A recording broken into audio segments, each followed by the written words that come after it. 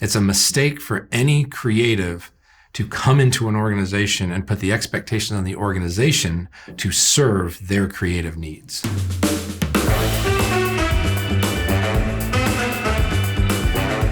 What's up, everyone? Welcome to another episode of Creative Table. With us today, we have Brad Bretz, the one and only, from North Point Ministries. He is the Creative Services Director and has quite a lot of wisdom he's going to impart to us. I'm looking forward to this. Thanks for being here, Brad.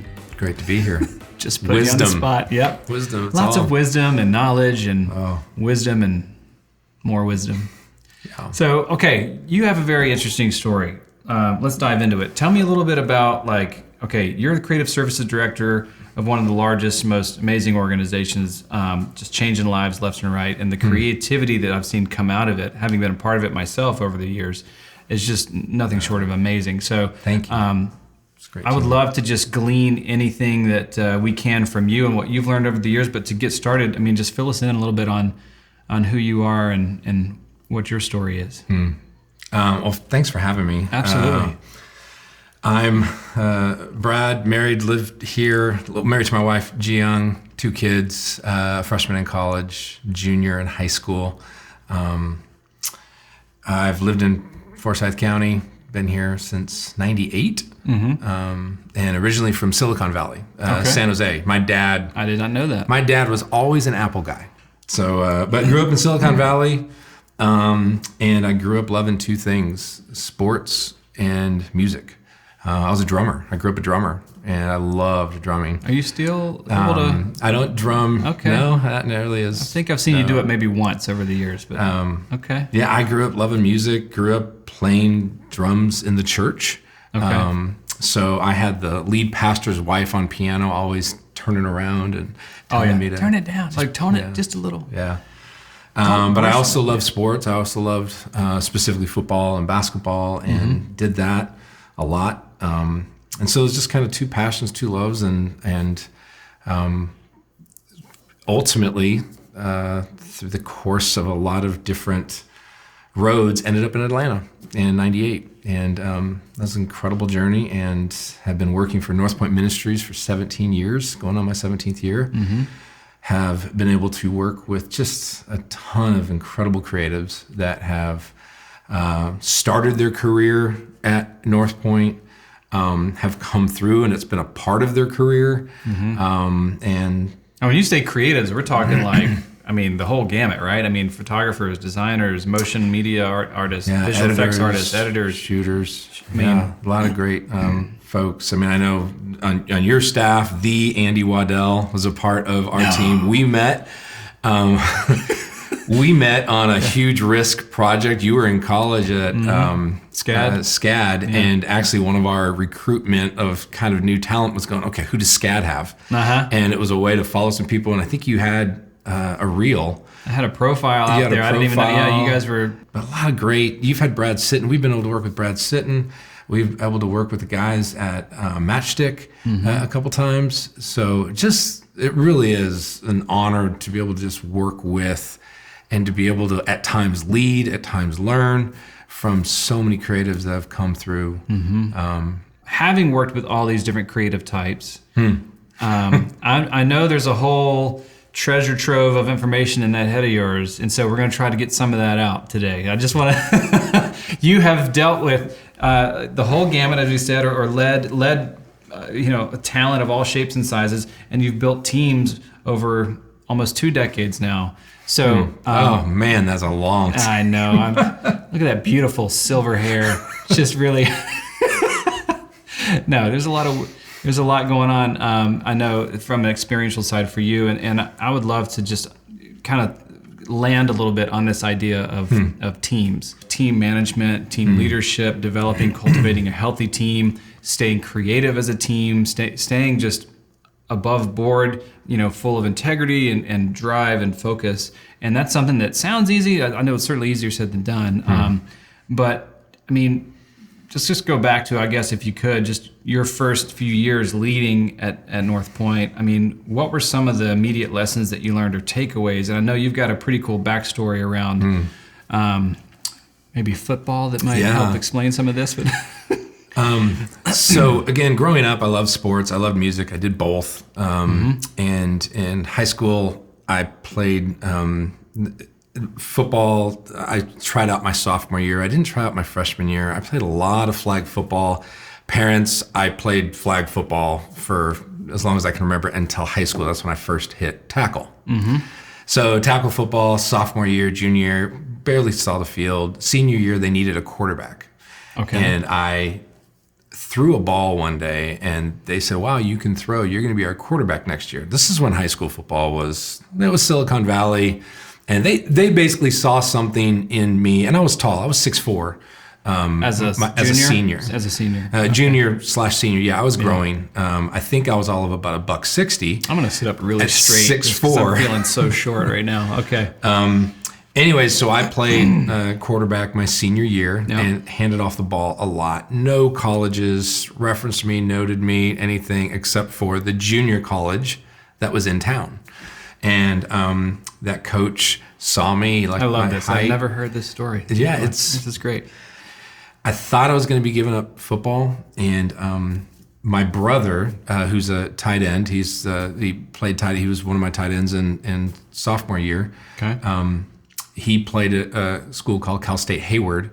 Now it's called Cal State East Bay. My alma mater had its name changed. So they kind of recruited me with a Bob's Big Boy meal and a pair of cleats. There you go. Let's do this. And so they recruited me, and I ended up playing 2 years of college football at Cal State Hayward and did my junior year, played really well. And then my senior year, I was 11th ranked college quarterback in the nation for D2, for Division II. Okay. And then one day at practice, there was a guy taking notes, and I didn't know who he was, what he was doing. I said, Coach, who's that guy over there? And he turned to me and he said, that's a scout from the Minnesota Vikings here to scout you. Ooh. I was like, really? And that was about the third That made your stomach go, ooh. Okay. That made me think about every single pass I was throwing, everything I was doing. That was the first time I thought or even realized it was a possibility to play in the NFL. And I had the right height, I had a strong arm, and I was I just wasn't on a whole lot of people's grids. But once you get on one scout's grid, it tends to, okay, who else? And so some additional scouts came and over the course of the season, and there was a guy from the Cowboys. Anyways, so long story short, I got signed with the Dallas Cowboys after college as a free agent. I didn't get drafted. I was an undrafted free agent. Okay. Tony Romo was an undrafted free agent, but that was my role. So I literally came from college football where we're 5,600 people at a game to a preseason game to the Dallas Cowboys where there's 60,000 people in the stand, 60,000 people, and it was crazy. Just the first practice with the Cowboys had more people at it than my college game. Like all your college games probably combined or something. Yeah. And the other thing was I got signed to the Cowboys the year after they won their first Super Bowl. So this was a team that was just incredible glue to them.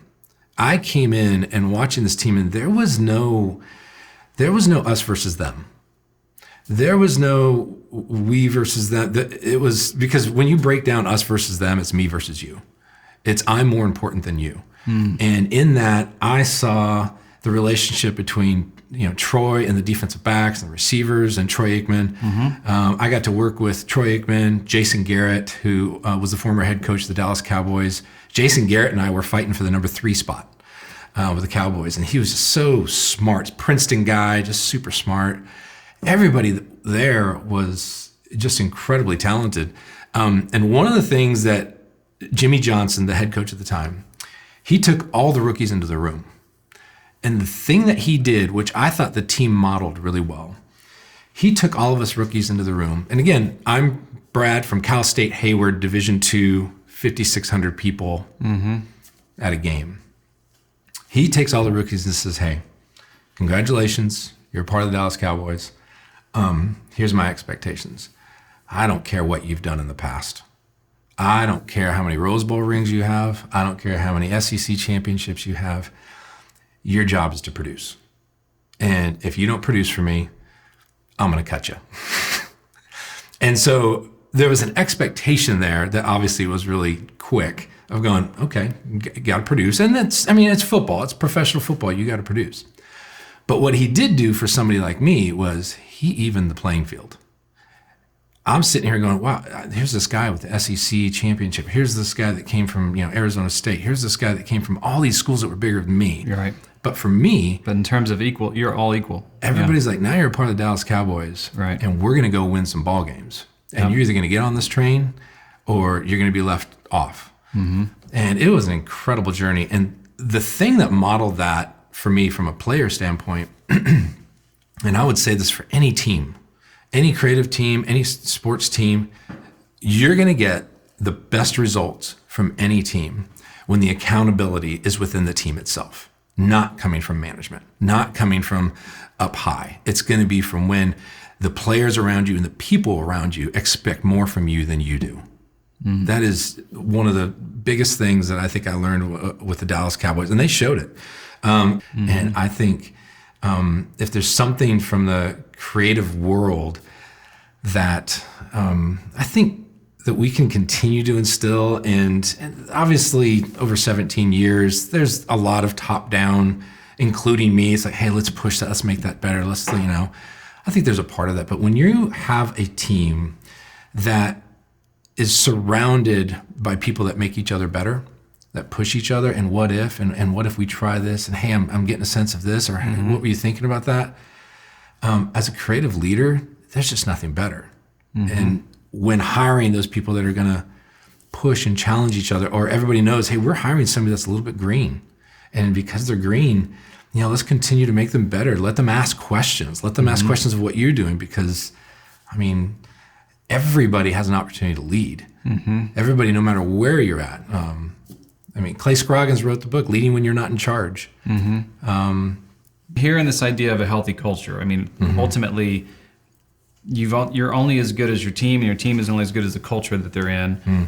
But how do you build that culture? How do you make sure that, it's easy to say, yeah, as long as everyone supports each other, it's great. It's like, well, how do you open up the opportunity for people to feel comfortable bringing their full self to the table? I know Zappos, Tony Hsieh of Zappos, changed the game back in the day with their customer service and their commitment to the customer, but they also were able to do that because of the culture they had built around that from their corporate end. So, but one of the things that Tony talks about is this idea of you let the person bring, like if you have a person who's a creative, or maybe they're working in accounting, but they're also a musician. It's like, let the accountant, bring the guitar into the office. Mm-hmm. Let them play a little bit during the day to keep their head clear, or whatever. Like, let them bring all of who they are to work and contribute that. And I think the value is, there's something exponential that happens. But yeah, what would you speak to that? What would you have to say to that? Don't forget, every culture, it is a culture, and the unique people in it brings something special. Yeah. Not every culture is for every person. Mm-hmm. In other words, I know there's probably some type A's that walk into a Zappos coach and go, wait a second. Why is there like decorations on the ceiling? Yeah, wait, tennis shoes on the desk? Trying to get work done, and there's a guitar guy playing next to me, and I got pets and whatever. Wait a second. How am I supposed to get... I think clarity in establishing any culture, there has to be clarity. Yeah. What's the expectations? Part of working in North Point Creative Services, we're into the details. We are into the details. And when we do reviews of things, 80% is, okay, let's make sure we're getting to bring us the 80%. I break it into 80, 15, and 5. 80, 15, and 5. 80% is, okay, we're doing the story. The story's there. We got the story. Now let's work on the 15 of, okay, what is really going to punch this up? What is the thing we really need? What is that? And that's through kind of our story review, or we have, twice a week, we try to, as best we can, twice a week we have a review, and everybody sits around, and all things being equal, I have to be careful. Other leaders have to be careful of their voices because they carry a little bit more weight. Mm-hmm. Meaning when you say something, it's like, okay, well, that's going to get changed because the leader said, right. We have to be careful of that. But really, it's It's a time for everybody to speak into things, but that's also where creative leadership is at its most important. It's at its best. Meaning, if I've created something and I'm working on a project, I'm leading that project, I'm hearing a lot of things being said. It's my job as a creative leader to go, which thing that was said do I need to apply? That's right. And how do you know? And and it's up to the creative leader to go, this is going to push it forward. That's a great idea. Ooh, I didn't think about that. I don't have time for that. So I don't have the money for that. Don't have the money for that. Right. And it has to be careful because some people go straight technical. Oh, that camera and this and that. And then some people go story. And it's just evaluating that, trusting those who you're around. If you don't have a culture that has trust, it's just doomed to fail. Yes. And you're going to lose people. Numbered. Yeah. Days are numbered. So I think the clarity side of it is so important of here's what's expected. Yes, details matter. We want you to create your best work while you're here. We want you to trust those that are around you. I don't want, and this is probably the thing that I took from the Cowboys, is that I don't want to create an us and them. I do not want to create an us and them with our clients. And when I say clients, our churches. And our churches, without them, we don't exist. Right. Because one thing I need to make sure we understand is that we are an in-house creative services team. So we work for our organization and for the different churches. So in your case, just for people watching who may not be familiar, North Point Ministries exists as sort of the mothership or the hub for a community or suite of churches that are all over the country. And are there some outside the country? And there's 7 primary campuses in the Atlanta area. But then there's the satellite campuses. Yeah, there's a lot more. And then basically, but you guys are charged with creating the different creative content, print, videos, what? Is there music involved? I don't know. There's all kinds of things that have to come out. There's events. And you have to produce that to be adopted or put into place or used by, like you said, your clients or your churches that are going to use it. So there's a whole, sophistication there, the orchestra that has to take place. And in that orchestra, each of the churches have their own creative folks that create specifically for the churches. Yep. What we create oftentimes, and sometimes we go to some different we go to the churches and help and provide just kind of lessen their load, whether it's, hey, here's a shooter for a day, we're going to help you with your edit. Yep. But really we're focused on creating the content that goes to everybody in all of the churches, the multi-campus content. That's the stuff that we focus on. Specifically, Andy Stanley and his message series and how they kind of start with a Sunday capture or a shoot, and then they get distributed to so many different places. So yes, I want to make sure I'm not creating an us and them culture. There is no us and them with a church and our team. There's no us and them with Andy and our team. It's how do we do this together? How do we accomplish this? And how do we work as a team to be able to accomplish our creative goals? Yeah, you're absolutely right. This idea of having a no us versus them and to contribute to that healthy culture. There's an intentionality there that I think can be taken for granted. It's like, oh, we've got some talented people. They're going to go in their office. They're going to do some talented stuff. They're going to produce some, even on our end at Forum Films, I know I'll come in and I'll go to my office. I've got calls. I've got meetings. I've got stuff to do. And the whole day can go by and you haven't talked, said 3 sentences to one of your team members, for example.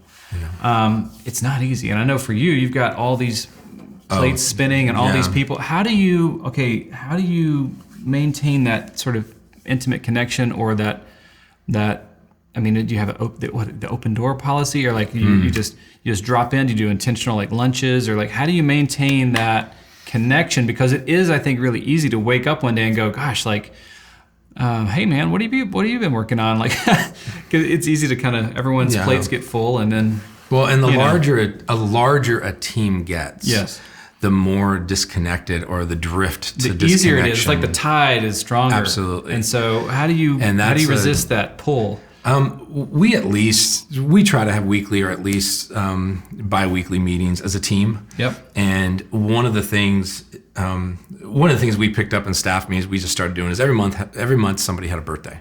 And so we would do this, it's silly, but we'd do a birthday game. And the birthday game was, we'd put, what was your first concert? What was your first, what was the band you grew up loving? What was your first dog and how did it die?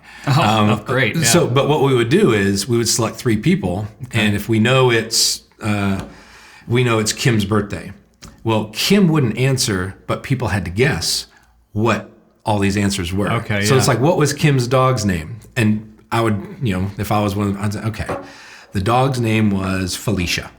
And so is this like 2 truths and a lie kind of thing? Or is it just you're guessing right out of the blue? You're just guessing, but you're being creative and having some fun with it. And some of these answers would just be crazy. And so you're just finding ways to inject fun into your, the grind, right? Yes. And just having fun and picking people and just the team. I mean, right now we're 14 people, and just to get to know everybody and have fun and laugh. You guys hanging out after hours? You going out to restaurants? Sometimes guys are. Sometimes we are. Sometimes it's family and we're going home. One of the things that I do value is, and this is a part of our culture, is set your time on when you're coming and going. Because I want you to crush it while you're here, and I want you to go home, and I want you to be with your family, and I want you to be with your kids. I want you to be with your wife, or I want you to, we have singles. I want you to go and get away from this place. Yeah. What feeds into you outside of work is what helps you be better at work, right? So, and there's seasons where that's like any creative agency, like any creative endeavor, it takes more of you. And when you have a culture of people that just really want to make things right, and for us, we feel like making it right, there's a lot at stake. And just with people that are watching or viewing on the other side, that we're trying to draw closer to their Heavenly Father, that's a win for us. And we think it's worth it. It's still, I want to make sure that we're not draining people, draining creatives, and not getting them to draw closer because we're pulling so much out of them. Okay. That's good. Yeah. So you got team, you got talent, you're being intentional about the culture. Let's back up a step. How do you make sure that the people on the team are, number one, the right person to be on the team, number two, in the right seat on the team? So, just because, Sarah comes in, she's a great, she says she's great at design. Yeah. Maybe she's actually really good at, project management, and you discover that, or maybe she's not I don't know. You've heard this idea of you want to hire humble, hungry, and smart. Aptitude and attitude. Oh, there we go. I knew that. See, I know there's some. I think as a creative leader, when you know what is somebody's aptitude, where are they at in their skill set? What is their attitude? One of the questions I ask in an interview is, hey, did you play team sports? Of course that's going to come from me. Yeah, that just opens up a whole treasure trove of metaphors and examples. I just know that when people have worked with a team, it's not about them. Or are you an only child? But when you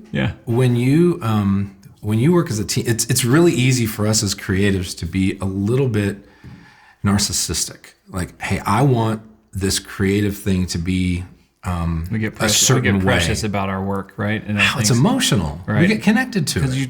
Gosh, stop putting your identity in your work, people. No, but it's hard. It's hard. It's hard not to. You have to. You're pouring something that is didn't exist before. Right. Into I'm pouring into this cup what wasn't there before, and now it's like my cup, and it's like my material in it, and I'm showing it to you, and you're going, it's supposed to be the soda, not water, or whatever. And you're like, oh, but I made the And and any creative is trying to solve a creative problem. Here's the problem we have. We need this, and it needs to communicate this. And they're trying their best to. It's like the subjective thing, journeying towards what doesn't exist, and we're all kind of firing our best arrows at what we think is going to be the outcome. So there's that. There's that whole symphony. So from an attitude standpoint, what do I need to coach? Aptitude and attitude. When we're interviewing somebody, and Northpoint's interview process is very long. We have lots of personality tests. I wanted to hear a little bit about that. Yeah. Process-wise. We'll do right paths. We'll do Don't you guys do 5, 6 or more interviews as you work your way? You're not Dave Ramsey with the 11 interviews, I don't think, right? Or 11 steps or whatever. So. And honestly, there's not a number. Yeah. And oftentimes we will hire contractors before we hire somebody on staff, and so we'll have in-house contractors that we are starting to just job interviews. Process is deep. It goes deep with how you hire, et cetera. Talk a little bit about that. I know that of course you've got people that contract with you, and then if they're a good fit, but still, how do you determine they're a good fit? We've got character, we've got attitude, we've got personality type. Their work. Portfolio. It starts there. Okay. It starts with somebody's work. Now, if we know somebody's green and we're going to be coaching them up, and specifically in how we think or in how we want to approach creative projects, then is this person able? Is this person coachable? Is this person able to grow in their creativity? Is this somebody who's highly creative and just has to be directed a little bit?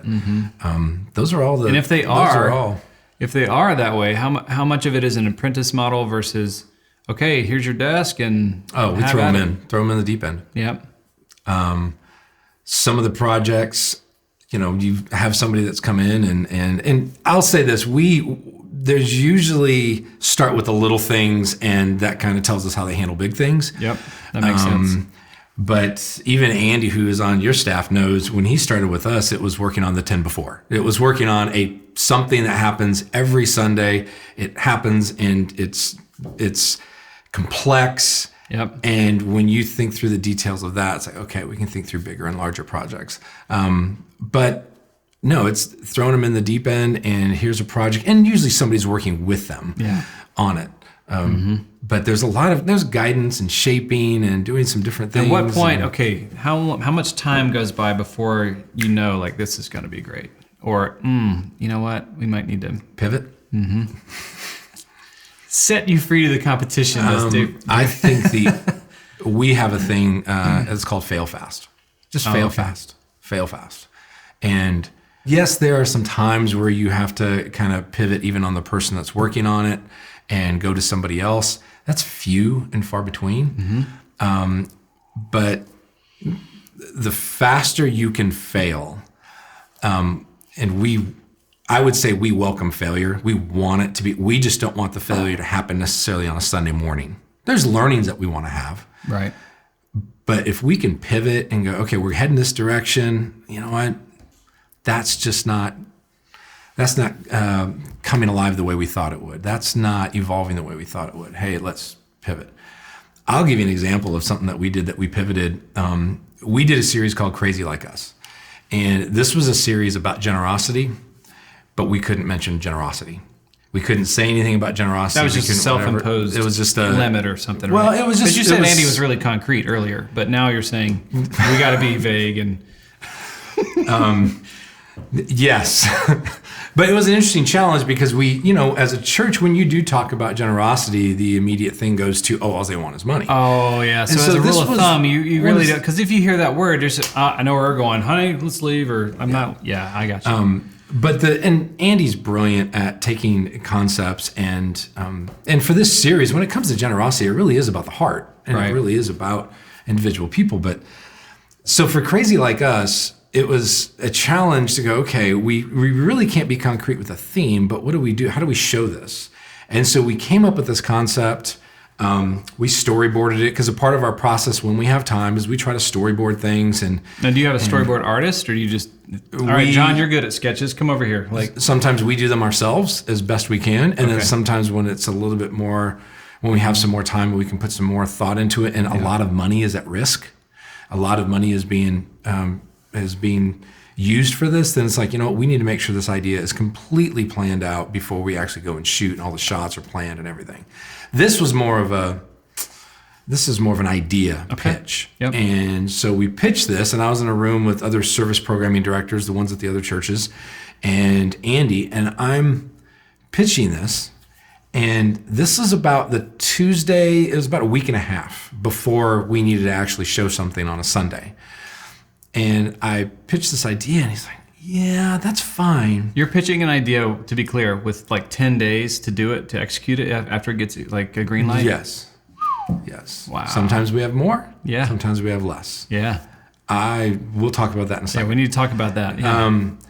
But, so I pitch it, and it's not really what we're thinking. Now, I'll say this. We had 2 weeks to 2.5 weeks to come up with this idea before the pitch. So we had some time. So that would be like, oh, I've got 5 weeks. I've got 4 weeks. So we're brainstorming, thinking through. We have an idea. Yep. We pitch it. And Andy's like, no, it's not really what I'm thinking. I'm thinking a little bit this. And he mentioned the idea of, it's like you look at something from one way and it looks like, what are you doing?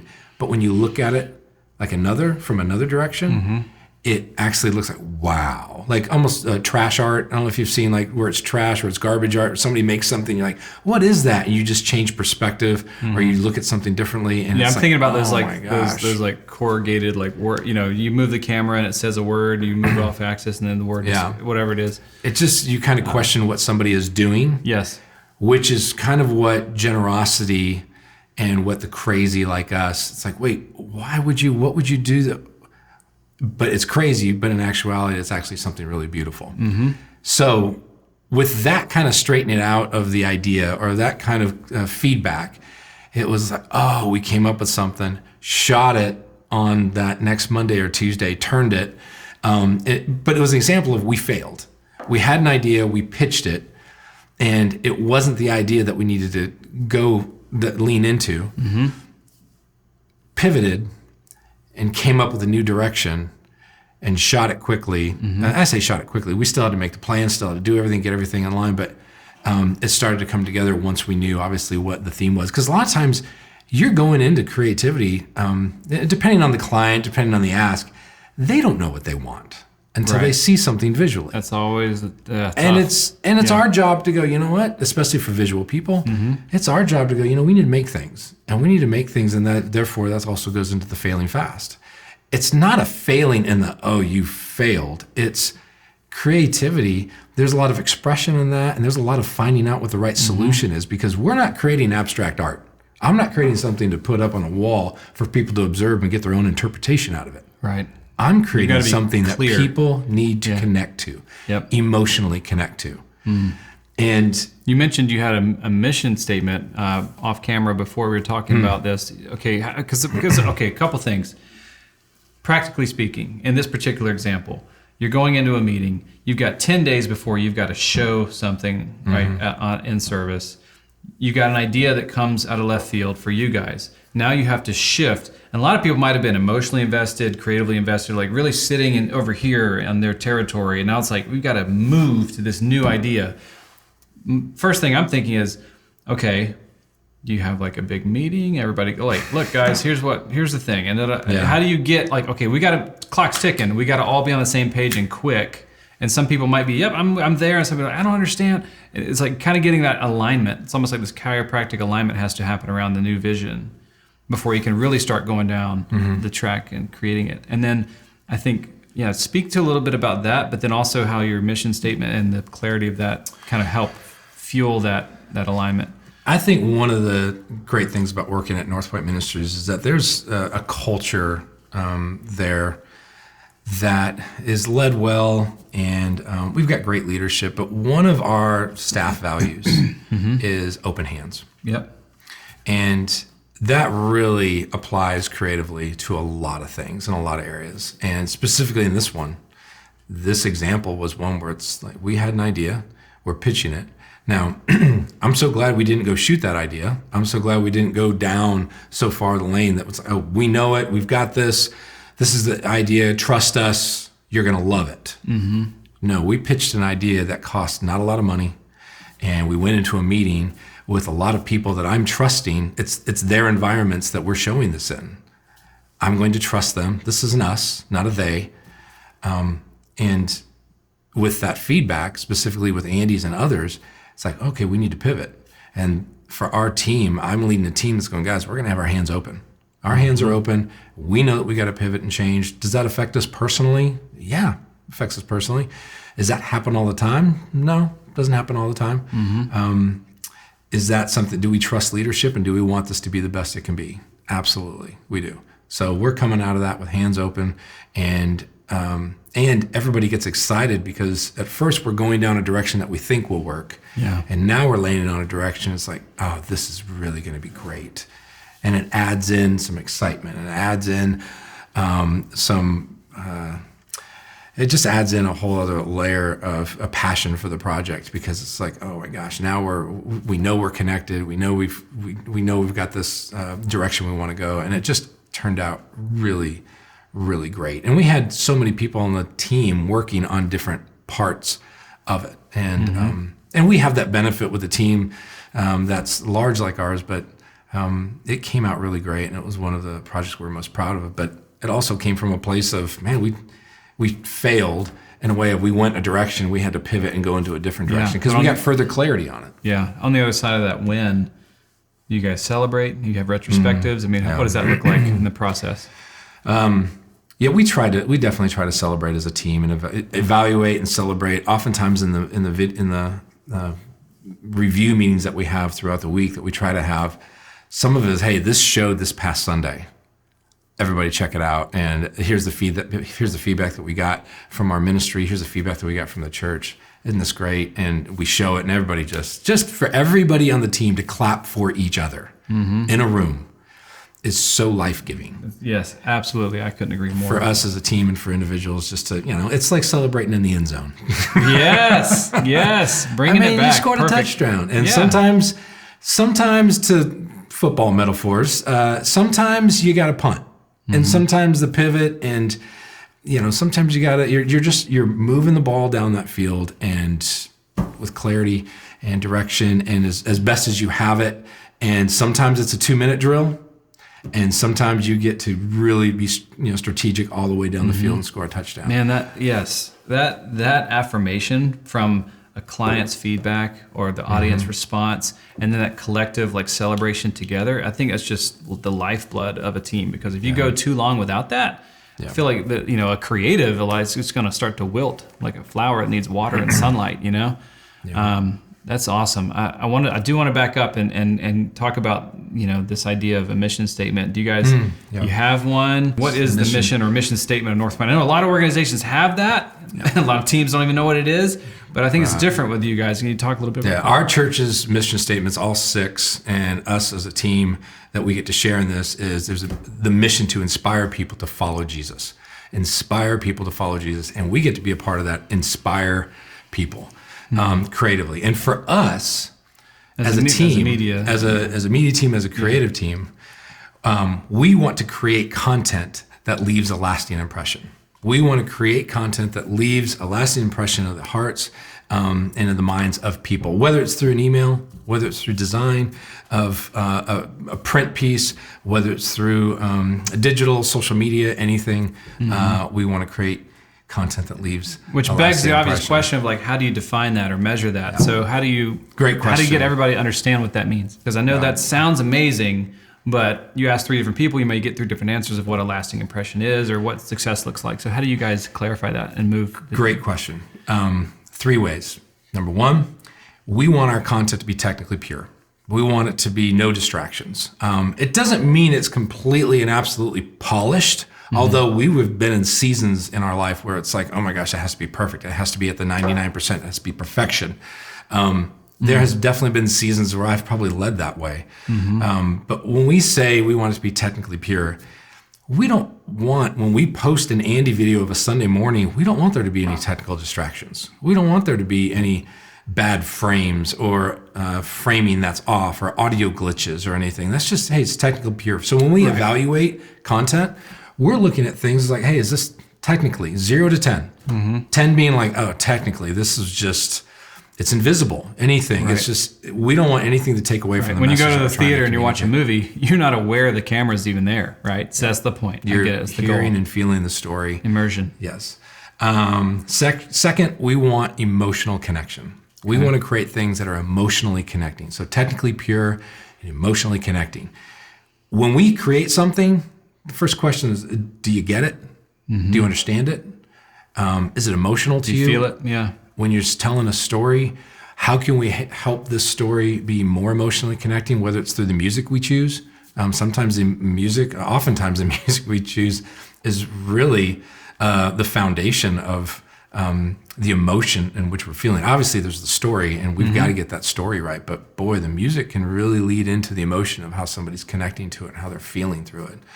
And then third, visually engaging. We want does this look great? Visually engaging. Are we using the right fonts for this? Is the fonts the right? That could borderline technical, but visually engaging. How does this look?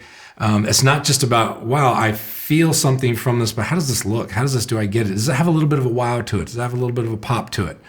Which, I think us as creatives, we don't like to hear that, be told that, hey, put some pop to it. Make it wow me. I think strategically as a team, we want something that stands out. Yeah. And what that looks like from job something you're proud of, right? Yeah. So visually engaging, emotionally connecting, technically pure. Those are three things that when we review content, we want to look at and we want to see it and go, hey, this is probably, this is a 9 on visually engaging. This looks beautiful. I don't get it. I'm not emotionally this looks connected. Amazing. But I don't know what I'm looking at. I mean, a lot of our conversations are going, hey, we're getting all this gear. We got all this great gear, this camera, this lens is going to make it beautiful. And constantly, you're having conversations with DPs and going, hey, that's great. I want you to make it beautiful. Also, if you are directing this, or if you're in charge of editing this, or if you're in charge of making sure that this story comes alive, I want to make sure people are understanding it and are emotionally connected to it, not just that it's aesthetically beautiful. Right. Are we connected? Do I get it? Yep. Do I understand it, and does it hit my heart? And that's really important for us from Sunday to Sunday to Sunday. Those are definitely the levers that I'm pushing on and I'm leaning on our team for with, all of those things. But really, that emotional connection is probably the most important. So I got to ask, because this is the natural for me where my brain goes. Okay, you've got this triangle of like what is amazing work. Sounds great, but then you've got this idea of don't let great be the enemy of good enough, or what that whole how do you hit that mark, and where's that gray area for you guys? Because maybe we couldn't get it to a 9, but you know what, an 8 will do. Or hey, I feel it really strong here, but it doesn't look quite as great, but that'll do. I mean, that whole thing was because as creatives, we were like, no, we got to figure out. You talked about it earlier, right? 80, 15, 5. Yeah. Well, how do we make sure we get the 5? And when is it okay to let the 5 go? Because we gotta ship this. Yeah, and I think that's the tension all creative leaders. I need you to answer this in one sentence because it's such a simple question. Yeah. That's the creative tension. That's the tension to manage as a leader. How much do you push for the last 5%, the last 2%? How much is it about you versus how much is it about the job? How much is it about sometimes leave your ego behind when you do that? Yeah, let the ego behind. And sometimes as a leader, you can make the change. You can ask for the change. You can hold your team back and go, you know what? No, we're all staying to do this fix because I think it's that important. And sometimes that's your role as a creative leader to pull that lever for the sake of the product. And there's sometimes to pull the lever of going, you know what? Me and 3 other people are going to notice that. It's time for the team's got to go home. It's whatever time, or it's excellent. It's an awesome project. And we can always continue to tweak, can't we? A job's never finished.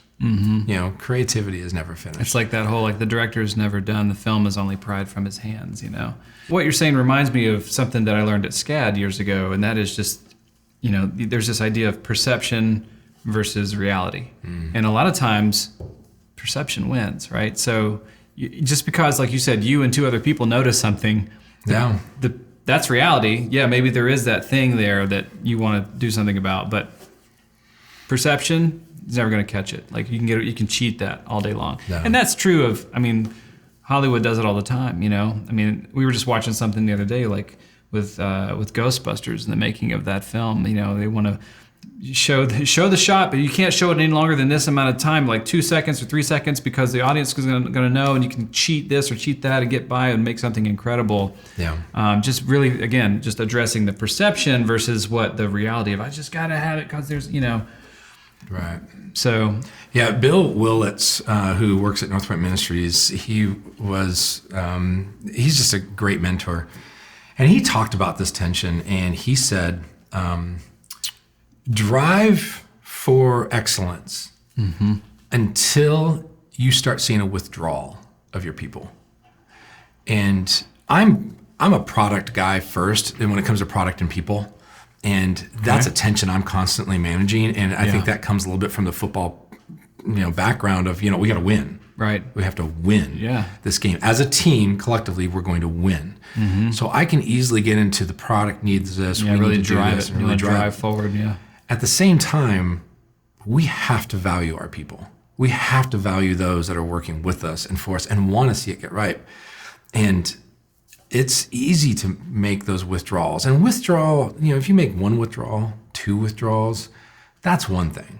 But when your projects are leaning into a 3, 4, 5 withdrawals on maybe even the same project sometimes, maybe it's 3 consecutive projects, that's where you have to look at your systems. When you say withdrawals, you don't literally mean people with like quitting, or you just mean like somebody's suddenly not speaking up.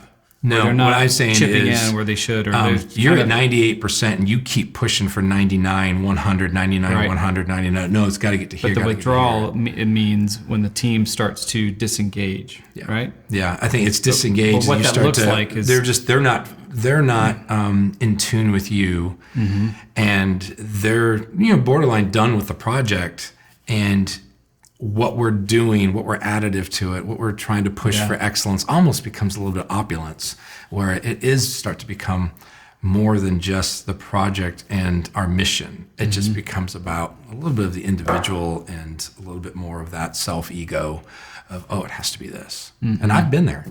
I've been there a lot in the pursuit of excellence. It starts to become about you as a leader and pushing and leading things through to a place that's unhealthy.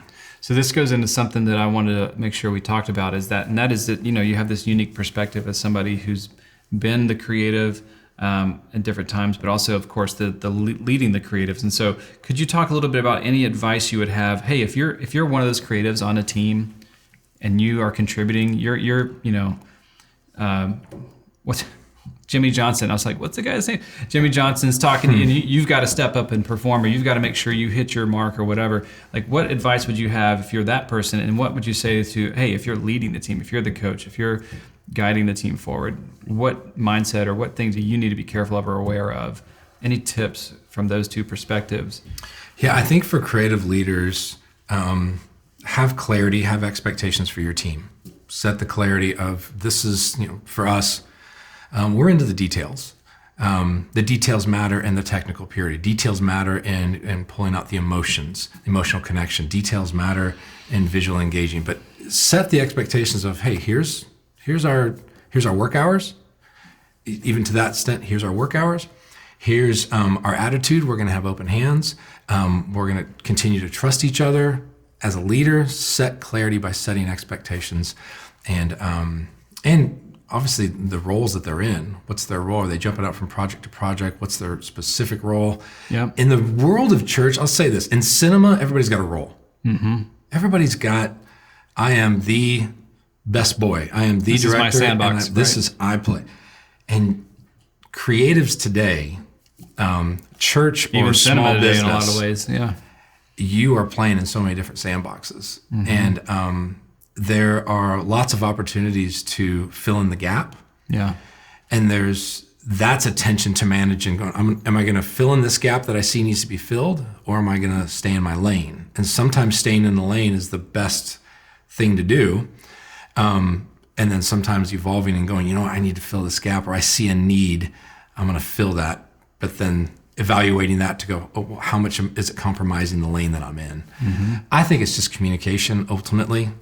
Communicating, I'm going to jump into this role, communicating, hey, I see a gap. Should I fill that? Should somebody else fill that? As leaders, communication, the more you know and the more you can communicate. It's currency. Communication is an organization's currency. And the more you do that across the spectrum of your people, of leaders, the more you can communicate and communicate that I don't know. I don't know the direction for this series. I don't know yet, but I've got a name, and let's create some stuff. That goes back to that open-handedness, right? Being vulnerable and I think as somebody that's coming in, I think say you're not at the creative leadership or you're not leading creatives, but you are a part of a team, continue to learn, continue to grow, continue to learn. And at the same time, come in with open hands and understanding the culture, understanding how your unique giftedness fits in to the organizational brand and your team's culture. I think that's so important. I think understanding the organization's brand is a really big thing that we haven't really talked about, but understanding, hey, this works for us, here's why it works for us, here's what doesn't work for us, here's why. Those are important pieces to understand before I come in and go, well, this is the way I create. This is what I do. And this is how I do it.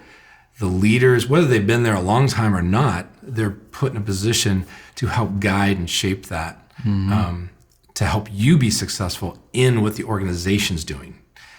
Because we've had tons of people that go, hey, I want to create great stories. I want to create a film. Yeah. Okay, well, we're not going to create a film here. We're just not. But I want to create and I want to shoot and I want to do things like I'm doing cinema or a film. And there's pieces of that we can apply. But right now we are in short story. We're in sometimes promotion. We're in ads. We're in so many different things that doesn't hit that that piece of you that you so badly want to create. And that could be a tension. It may not be the right fit for the organization. Do you guys do, I mean, you hear organizations that will do KPIs, or key performance indicators and things to keep their team on track. Is it good? I mean, would you recommend that the team member themselves kind of keep, have that have their own sort of mile markers for themselves, like they kind of know themselves to lead themselves in that manner? And I would imagine that would be helpful. Don't just look to your boss or your, creative director or whomever to tell you what the expectation is, but also apply expectations within the understanding for yourself to kind of drive yourself forward. I would assume that would be a really valuable habit to have for in our one-on-ones, self-starters kind of. Yes. In our one-on-ones, one of the first questions we ask is, what do you want to be doing in a year? There you go. What do you want to be doing in 2 years? What do you want to be doing in 3 or 5 years? And I am fine if somebody's going to come and work for our organization and go, you know what? Hey, I would love for people to commit to 3 years. And for 3 years, I want you to work on a bunch of different projects, get experience in a bunch of different things. I'd love to have you for 3. I hope it's the best job you ever have. And I know I'm not going to have you forever, but I want it to be the best place. And I want to be a great steward of your talent and allow you to grow and and it's going to be hard. There's going to be some stuff that gets messy. Yep. But for somebody to be able to come in and for us to have a conversation on a one-on-one to go, okay, what do you want to do in a year? You want to work more? I've really had fun on this project. I'd love to write more. Okay, we got to make sure we find opportunities for you to write more. While we're finding those opportunities, we still need you doing this. We need you doing the bread and butter editing. We need you to, get behind the camera. But man, if you want to write more, first of all, write. Just keep writing. I mean, there's a self-discipline there. And I think it's a mistake for any creative to come into an organization and put the expectation on the organization to serve their creative needs. That's huge. That is something that, as a creative, I need to be doing on my own, and that self-discipline of just getting better at for the benefit of the organization that I'm working for, and just for the benefit of me. Yeah. I'll give you an example of that. I had the opportunity in the last 5 or 6 years to kind of combine sports and creative. Okay. And I had made a friendship with a friend of mine, Jeremy Anderson from ESPN. He came to a conference at our church and he's like, hey, I love what you guys are doing. We got connected and said, tell me about ESPN and all these things. And so we got connected and it was really great and we stayed in touch. Yep. And he says, hey, college football playoffs are starting and we want to have an NFL Films type approach to capturing these college football games. So this is 2013, 2014. Okay. And I'm like, I'm in. Yeah. Like, I want a NFL Films. Put me in, coach. Yes. So he's like, hey, in Atlanta, because he's up in Connecticut, and in Atlanta, who are the DPs that that can do it? And I said, well, I want to throw my ring in the hat. And my background is not shooting. My background in creative is really product development, motion graphics. That's kind of my background in creative editing, all of that. It was more post-production centered than shooting. And so he says, who are the guys in your area? And I gave him some names, and we locked into one. And so he says, well, with the two of us, we could work together and do a couple games. It enabled me to learn and grow as a creative outside of the organization, and not in spite of, that's a tension in itself that we can probably talk about. Oh yeah. How much side work versus how much core work, how much side work versus core work. And that's something to always, to manage and figure out. And that's an area when leading creatives, when I start seeing more energy go to the side work and less energy going to the work that is, part of your daily job, it's conversations. Yeah. It's having those conversations, and it's like, hey, where do you want to be in a year? If you want to be in a year running your own company, then let's help you get there. 1 year, 2 year, 3 years. If that's your dream, but it's down the road, great. Let's have a conversation, talk about it. Yeah, you can't imagine like a SEAL team shows up to the mission, and Bob is half asleep because he was doing his own private thing over here the night before or whatever. It's like you need Bob to be sharp because the other guys in the team are relying on you. Yeah. So that's good. It's not that the organization is not going to grow you. They will. But if your sole growth is going to depend on the organization, then you're missing an opportunity to catapult what even the organization can teach you. That is, you're saying it's supposed to be for the benefit of the organization and what you're bringing. It's not just like you're just showing up and go, okay, like teach me and teach. Yeah, I think there's a fine line. It's both and. You are going to grow as a creative and as an individual when the organization is pouring itself into you and you're pouring into yourself. As a leader, as a creative, it's both and. If you're going in an organization, all they're doing is withdrawing and just taking, and they're not focused on you and helping you grow, then the end is near, probably for you as a creative. But if you are not growing individually for what the organization needs, then potentially the end is near, because if you're not growing and learning and getting better as an individual, which is really a lifetime journey, then probably the end is near, and probably your passion is starting to drop. Yeah, can only last so long, right? Yeah, in that way. So one of the things I got to ask, because I know this is a real thing, especially in your world, like Sunday is always coming. You've got deadlines, you've got to produce. And I know as creatives and the creatives watching, there's always that issue of, timelines and budgets are something that's just a constant real pressure. And so how do you stay creative, especially, and lead a team health in a healthy way forward under that pressure, that constant pressure of deadlines and budgets? Small businesses wrestle with it as well. Churches are... I think the church creative industry is just one of the toughest areas to work in, because depending on your leader, there's going to be, I know churches that have a Wednesday, we find out all the information, you got to have everything ready the next day or 2 days, and they're using volunteers. So the only other place or business I can think of like that is Saturday Night Live, where it's just like, and it's a week, and it's a week, and they have a process down for it much. But it's hard. I'll say this, the less time, and I would say this to any creative leader that's leading, or any leader that's making a decision about a project, the less time you have to make a project or make a product, the less opportunity you have to fail. So if your timelines are short and fast and it's in 2 days, me as a creative, I'm going to go to what I know. And I know I'm going to go to what I know works for this brand. If that continues to happen every week, week after week, it's a fast turn. It's a fast creative endeavor. It's a fast shoot. It's a fast whatever. I'm going to go with what I know. The more you do that, the more then ultimately you fall into the things looking the same, feeling the same, and no risks are being taken. Now, can you do a big risk in 3 days and it be successful? Absolutely. If you do that week after week after week after week, you're going to start making some withdrawals, and Burnout. your creatives are going to want more time. Your creatives are going to want more, like, man, I just want to fail, or I want to try something new and see if it'll work, but it's a little bit expensive. And if I can't pitch you a storyboard, I mean, when things are doing 3 days, storyboards are out the window. Right. I'm going to go with what I This really know. goes back to what we were talking about before about culture. And Yes. if you've built a healthy culture, feeding a healthy team, like, you're going to be able to turn better content faster. And I've heard this expressed before from some other leaders that, culture trumps strategy under pressure. So, and that's what you're saying. You're going to go with what you know. The culture is going to take over.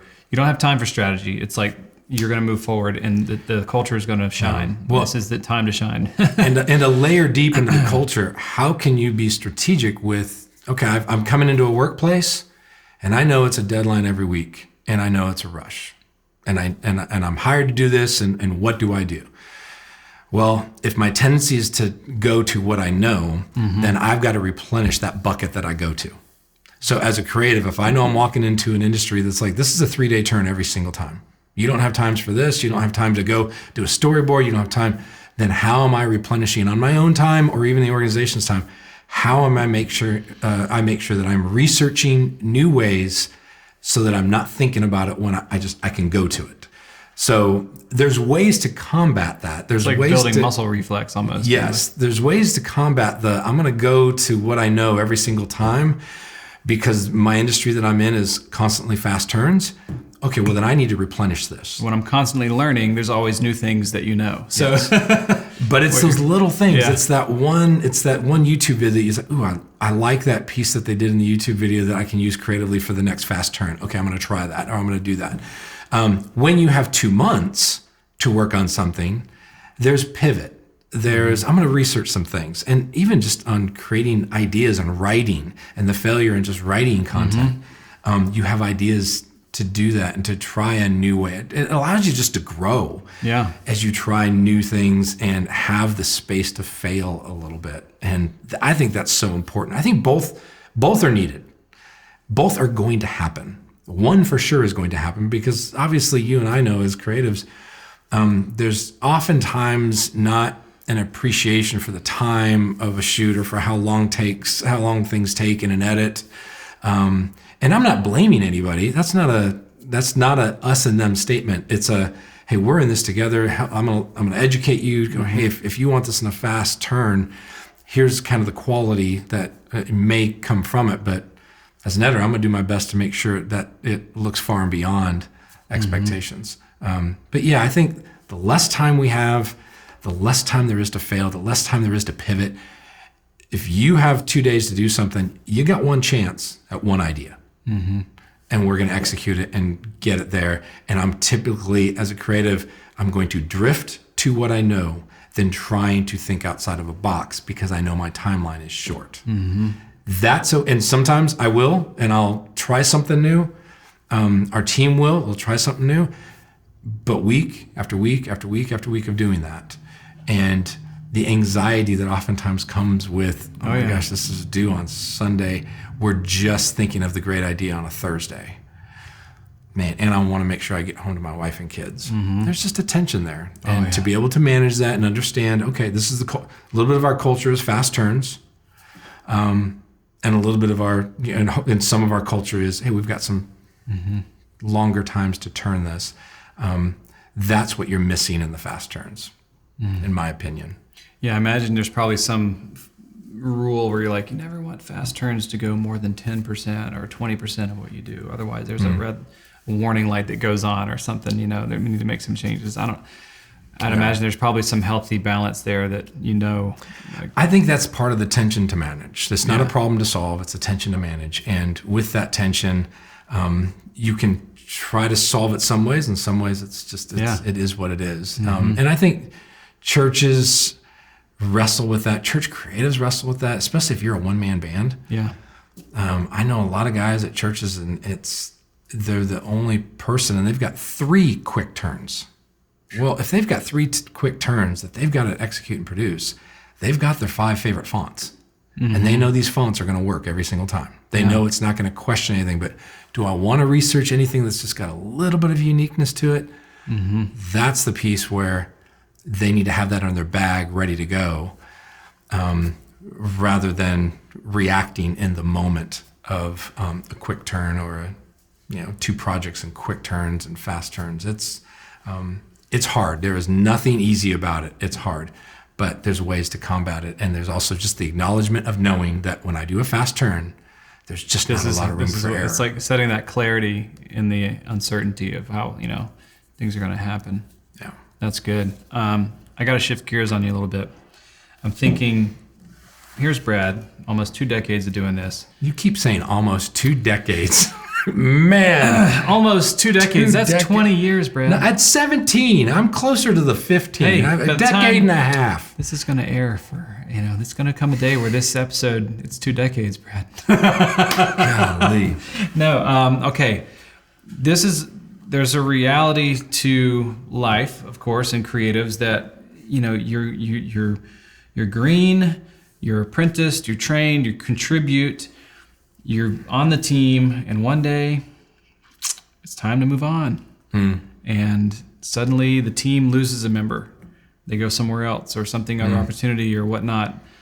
How have you learned, what wisdom would you have to share around for the business owner or the creative on the team or whatnot? Like how do you maintain the health of the team when it's time for one team member to move on and you have to bring someone to replace them? Like, is there some, we know what they do in the military. There's like all these, ceremonies and honorable ways to like move people on and to move them up and so forth, whether they transfer to another department, left the team entirely, something, tragic happened, hopefully not, but there's of course life. So you pour into people and one day they move on. It's the nature of how the game, Craig was here with us from Matchstick. He said typically there's a lifespan of like 3 years, and then you just expect that there's going to be a turnover or something new. Agree with that. So what would you have to say, and then how would you recommend either the mindset or best practices, processes, whatever, around making sure that the through line of the health and the culture is maintained? Well, the team is made up. What makes your team great is the individuals and their uniqueness, their perspective, their personalities. That's what makes the team, and your team continues to evolve because of the people that are on it, and it continues to evolve and hopefully get better because of the new people that are on it. So for me, when somebody leaves and decides to move on, I get to evaluate the team and look and go, do we need to hire somebody different that can do something different, based on where culture is heading, based on the new ways of doing things in social media, based on storytelling, based on, there's so many different things that it does allow you to pivot. So would you say it's the way you should look at it as an opportunity and not a loss, There's an opportunity there. I think there's definitely a loss of, there's a friendship there. Yeah. There's things that this person can create and produce, and there's a reliability of what they get to do, and there's the relationships that they've developed with the churches and the ministries, that it's just a well-oiled machine and they're just crushing it. To replace that is hard, and specifically the relationships, it's just hard. But there is an opportunity. It does allow you to pivot. It allows you to rethink your strategy as a team. Not your mission, but what are the projects we're working on? What do we need to, stop doing? What do we keep doing? What do we start doing? Right. Those are 3 questions just in leadership in general, as a team and as a leader. Hey, what are we doing right now? Yeah. What do we need to keep doing? What do we need to start doing that we're not doing right now? And what's working, what isn't? Yeah. Totally. And but when it comes to the people, and I think that's what's great. Over 17 years, I've seen us evolve and move with the people that were a part of the team. I remember we had an opening for an editor, and I wanted to move into 3D world a little bit. I wanted to move into cinema. Yeah. And I interviewed a guy, Taylor Cox, great guy. And he showed me his editing work. He showed me his MoGraph work. And I saw a piece that he did that was 3D. It was just a small piece. And I asked him, do you want to do more of that? And he says, yes, I'd love to do more of that. And I said, because that's where I want to be heading with this team over the next 3 to 5 years.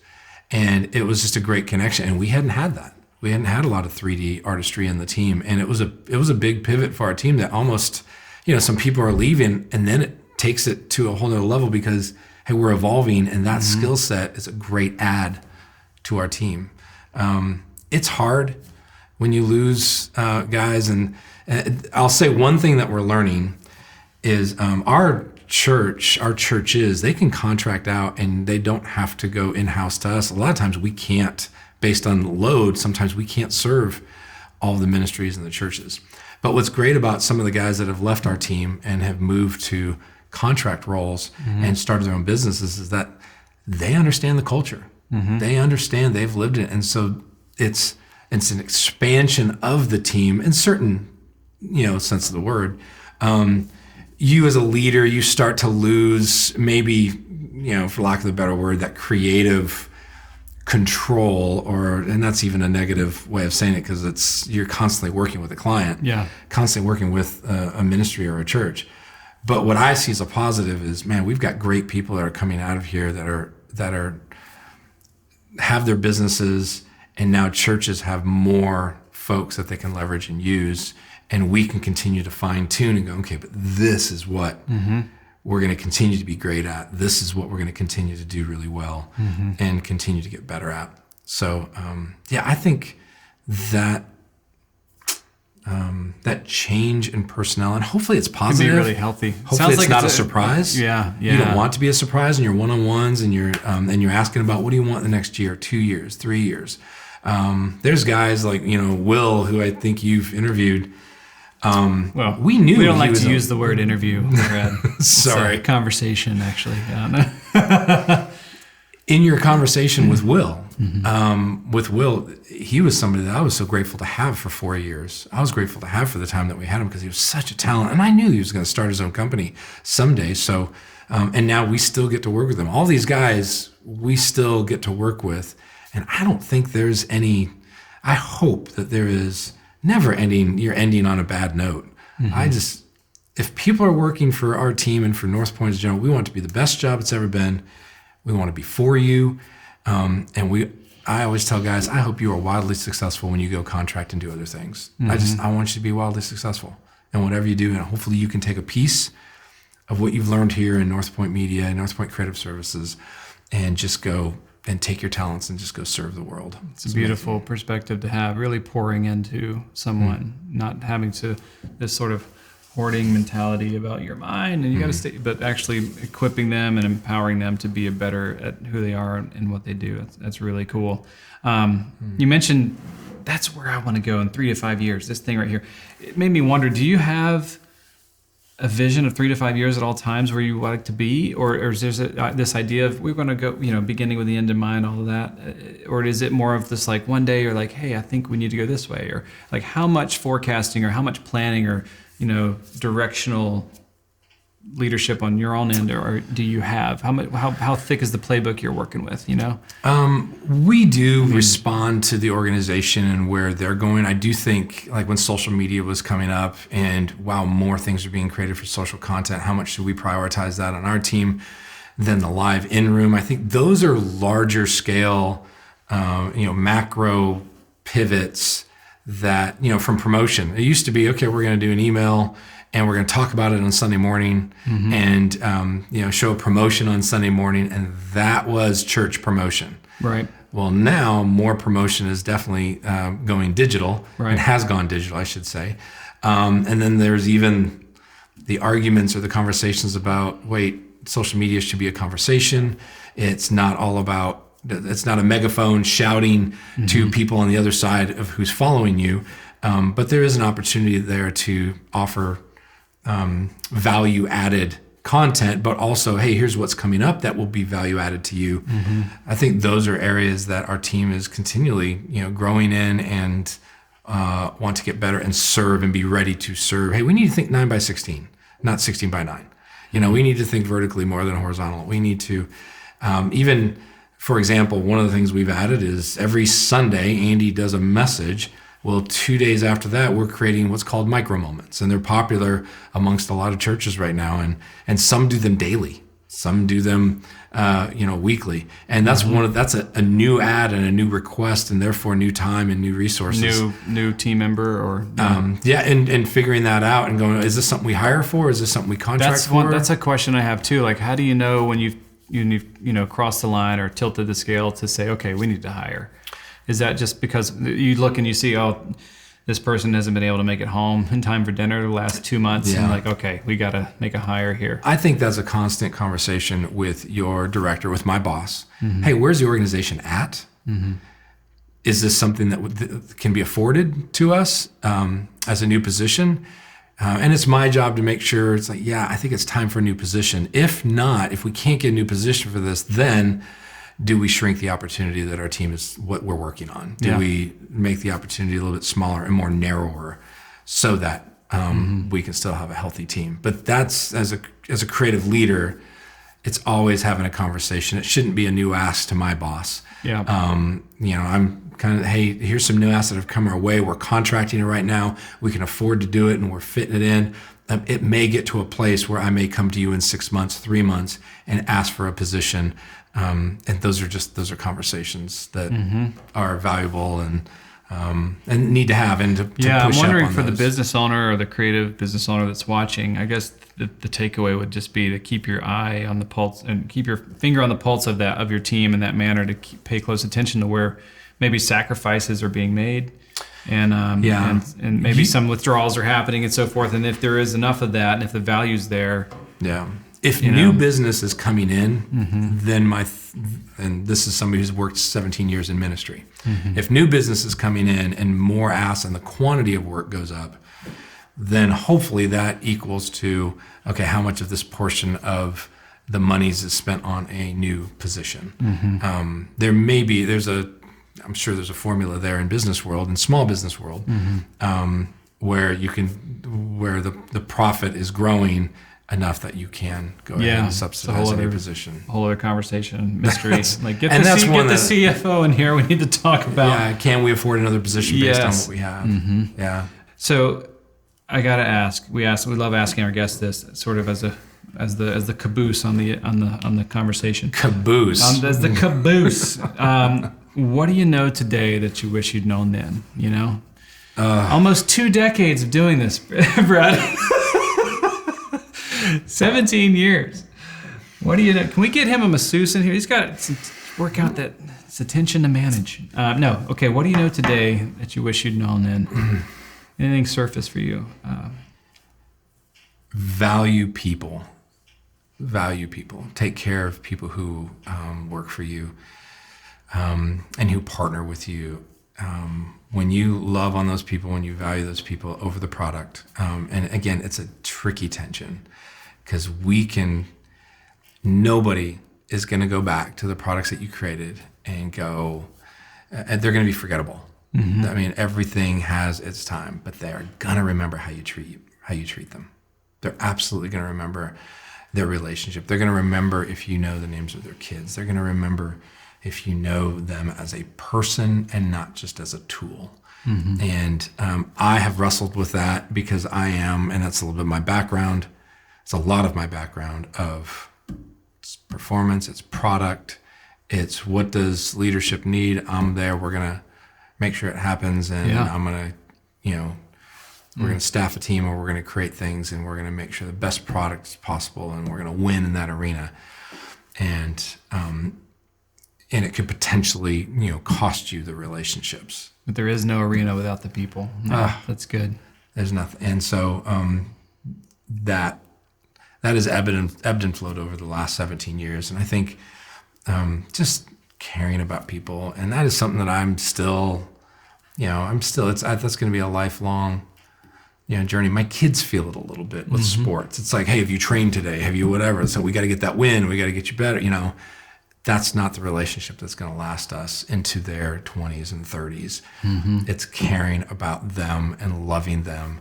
And I think that's the biggest thing that I just wish I'd grown faster in, or just learned better. But there's this, there's the constant pressure of Pressure is probably the wrong word, but you just want to make Yeah. you want to make great products and great content. And to me, it's for us at North Point.